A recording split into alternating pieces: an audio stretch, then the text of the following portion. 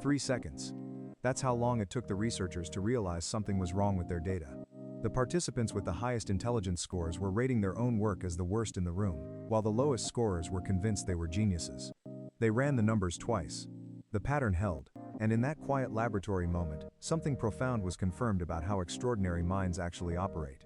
What you're about to hear isn't a flattery piece. It's a psychological forensic examination of the hidden architecture behind exceptional intelligence. The traits so counterintuitive, so strange, that most people who possess them spend years believing something is wrong with them. These aren't the obvious markers. No one is going to mention your GPA. What we're uncovering are the patterns that researchers have quietly documented for decades, the ones that only reveal themselves when you stop looking for intelligence where everyone else is looking. Pay close attention, you may have been misreading yourself entirely. 1. You're chronically dissatisfied with your own work.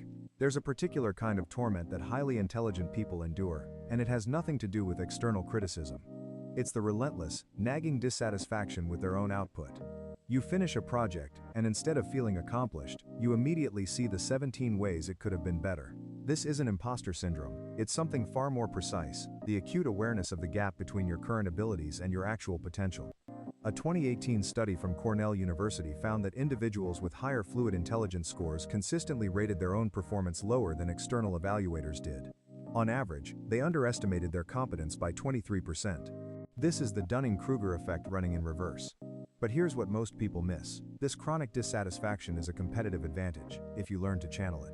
When you feel that familiar pang of this isn't good enough, your brain is giving you precision feedback that most people simply cannot access. Don't try to eliminate the dissatisfaction. Schedule it. Give yourself permission to produce imperfect first drafts, knowing your sophisticated internal critic will have its turn later. This is what Hemingway meant when he said, "Write drunk, edit sober." 2. You prefer solitude, but not because you're antisocial. Society labels this immediately as social anxiety or dysfunction. The research tells a completely different story. A study tracking 15,000 individuals aged 18 to 28, published in the British Journal of Psychology, found that for those with IQs above 120, frequent social interaction actually decreased reported happiness and cognitive satisfaction. Not slightly, measurably. This isn't misanthropy. Your brain is constantly running complex simulations during conversations. Analyzing subtext, predicting outcomes, modeling multiple possible futures simultaneously. Superficial social interaction becomes cognitively expensive in a way it simply isn't for other people. It's like trying to compose music while someone's blasting noise in the other room. Here's the uncomfortable truth our culture refuses to accept. We have pathologized solitude to a dangerous degree. The need for deep, uninterrupted thinking time isn't a character flaw. It's a cognitive requirement. Protect it accordingly. 3. You find it nearly impossible to stop asking why. Most people accept the surface explanation and move on. You can't. A colleague says, "That's just how things work here," and something inside you refuses to file that away without examination. This isn't stubbornness. It's a structural feature of how your mind processes information. Psychologist Tomás Chamorro Premuzic, in his research on intellectual curiosity, identifies this as one of the most reliable predictors of long-term achievement, more predictive, in many contexts, than raw IQ scores.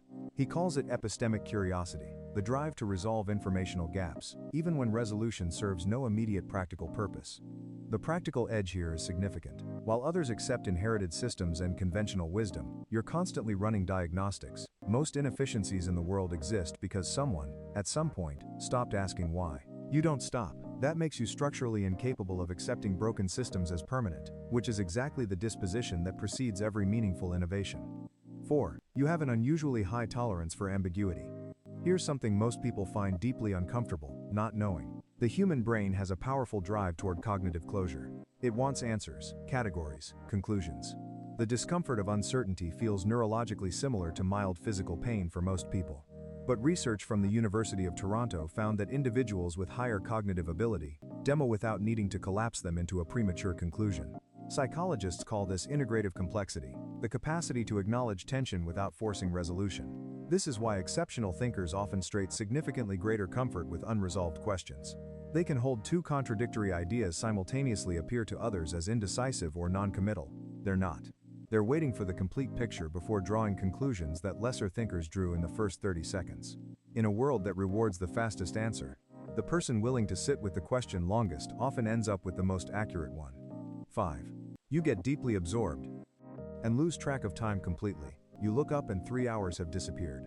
Not because you lost focus, but because you found it so completely that time became irrelevant. Psychologist Mihai Csikszentmihalyi spent decades studying this phenomenon and named it flow, a state of optimal cognitive engagement where challenge and skill reach a precise balance. The research reveals something important. Not everyone reaches this state with the same frequency or depth. Higher cognitive complexity appears to both require and produce deeper flow states. The brain, when operating near its capacity, generates a neurological signature that researchers describe as one of the most rewarding states the human mind can access. But here's the dark side nobody mentions. If your environment doesn't provide challenges that match your cognitive level, the opposite occurs. Chronic restlessness. Low-grade boredom that feels vaguely like something is wrong with you. It isn't. You're not broken, you're understimulated. Those are completely different problems with completely different solutions. 6. You notice things other people walk right past. Not in a supernatural way, in a pattern recognition way. You're in a conversation and you notice that someone's word choice shifted when a particular topic came up. You're reading a report and something in the numbers feels off before you can articulate why. You walk into a room and register that something has changed before you can identify what.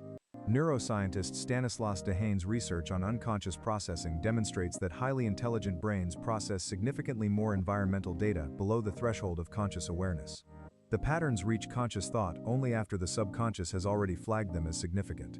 What feels like intuition is actually the surface signal of extraordinarily deep pattern recognition happening below what you can directly observe. The practical implication is this: learn to take your own instinctive flags seriously. When something feels off without a clear reason, that feeling is data, not noise. Your brain registered something your conscious mind hasn't caught up to yet. 7. You're drawn to depth in ways that make small talk feel almost physically uncomfortable. It's not that you can't do small talk, it's that it costs something. Every minute spent on surface-level conversation is a minute your mind is simultaneously cataloging how much more interesting the conversation could be. Research from the University of Arizona found that highly intelligent individuals report significantly higher life satisfaction from substantive, idea-focused conversations than from casual social exchanges. And the reverse correlation holds too. More small talk, measurably lower well-being. This creates a social paradox. The depth you're seeking requires the kind of vulnerability that most people spend their entire lives carefully avoiding. You end up in situations where you're willing to go somewhere emotionally and intellectually that the other person isn't equipped, or willing, to follow. The result feels like loneliness, but it's actually something more specific.